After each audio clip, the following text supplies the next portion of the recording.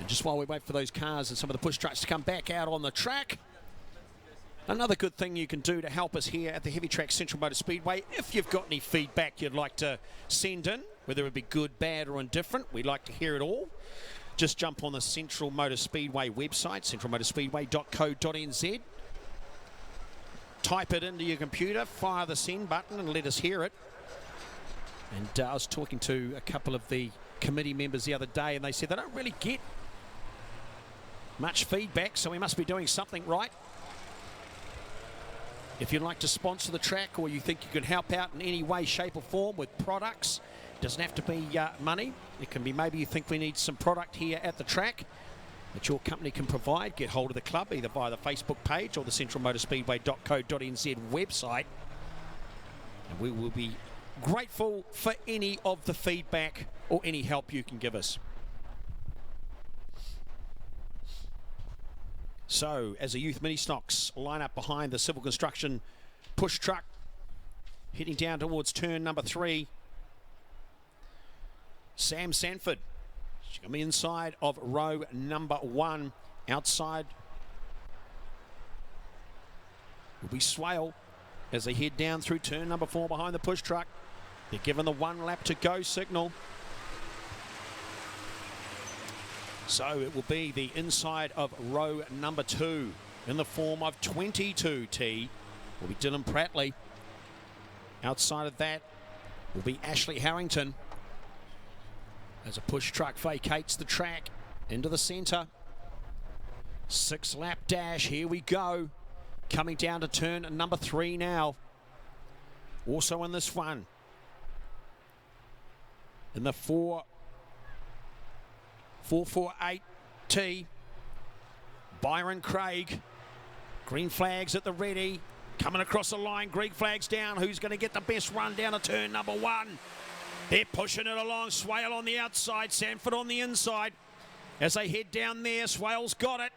Prattley in 3rd position, overcooks it. Oh, centre into the infield, send it well and truly into the infield. Manages to square it up and get going again. Swale out in the front by about 5 or 6 now.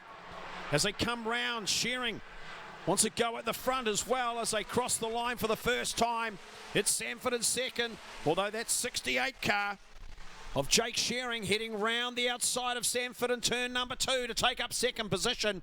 We'll go back to Craig, who has a little bit of a tank slapper coming out of 2 and is very quickly passed by Harrington.